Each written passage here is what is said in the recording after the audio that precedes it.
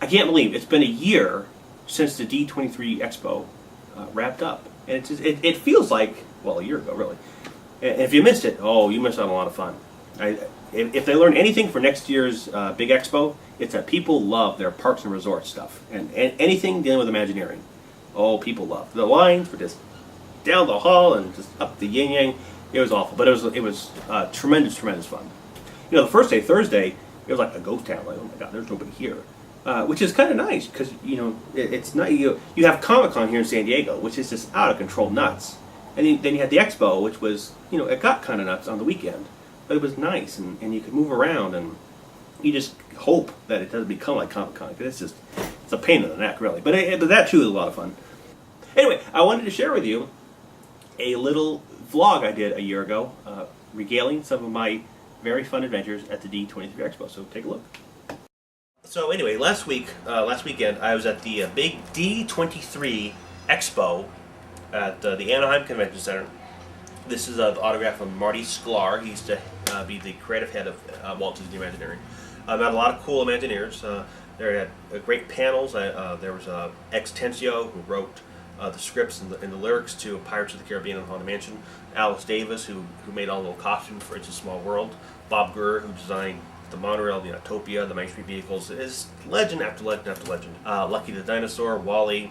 It was just fantastic.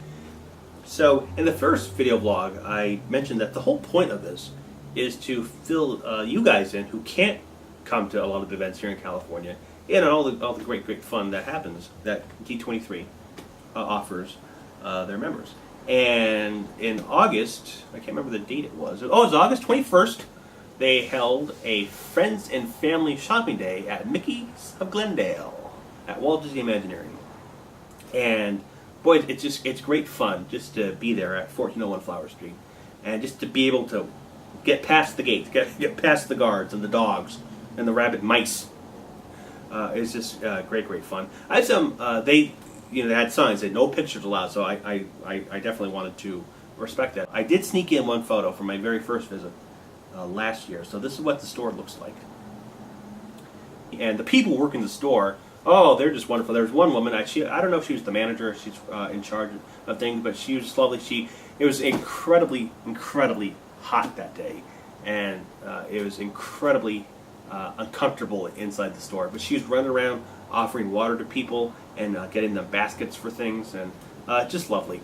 And the people behind the counter ringing people up were just great, very patient. And the first time, the line was like 2 hours long. And this time, the line was like 2 hours long. But, at the end, you're getting cool swag, so, and everyone's had really great spirits. No one's complaining. It's Disney, you wait in line. It's kind of way of life. But, the first time they only had two. They might have had a third register on a laptop. And so you're thinking, oh, this is Disney. They're going to learn from this experience. And next time, they're going to have like a whole slew of registers. It's going to be, you're going to be in and out. And then this time, no. 2 registers and a laptop, so it took forever. But again, it was great fun. So let me show you some of the things that I bought. So I bought this very cool shirt to the Walt Disney Imagineering, because you can walk around the park, and you can sort of say, look at me, oh, Walt Disney Imagineering, oh. I'm gonna go buy the Steams, because that's not delusional at all. To walk around the resort pretending you're an Imagineer, no, that's not weird at all. So, and then let's see, we have this very cool, the retro logo, which I love. This is fantastic. Oh, this coffee mug, which I don't drink coffee, but there you go. And then luggage tags. Basically, if there's anything with Imagineering on it, I bought it, which is kind of sad. And then this little WED lanyard thing, and then a Walt LED Imagineering lanyard. So it was just great fun. If you get a chance to get out there, get there early, for heaven's sakes. Please get there early. You know what the big thing is that go with a friend, and one person waits in line while you go shop, and then swap, and you'll be out of there in like an hour.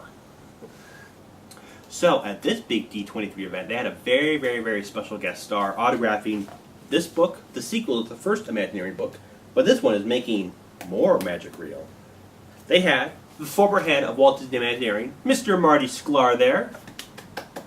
Yeah, I met Marty last year. And met, as in, I was next to him. He signed a book for me. that's how I define met. But we were at D23, and here I am, right before security dragged me away after trying to put my resume down Marty's pants. What? That's weird. So, my friend Sean and I, we have our cool Walt Disney Imagineering swag. And so we get in the car, we're headed down to Disneyland to see World of Color.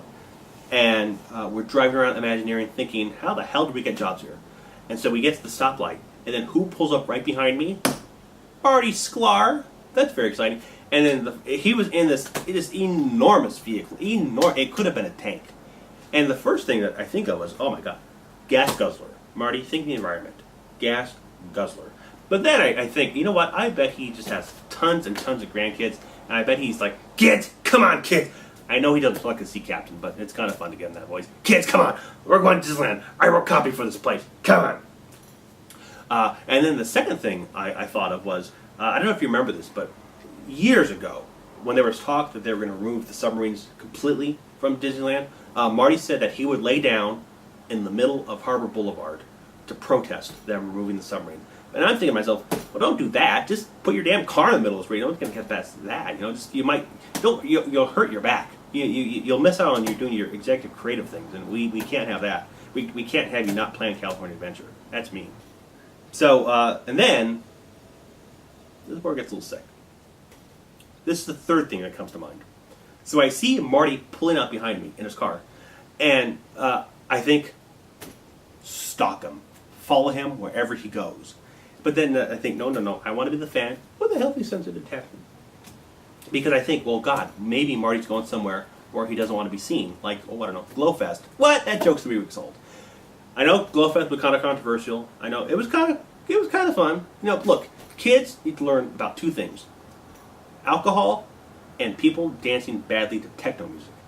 Hey, look, they're either going to learn it at Disney or West Hollywood. Just saying. So now Marty's behind me, and I'm mortified. I'm petrified because he's looking at the back of my car, and this is what he sees.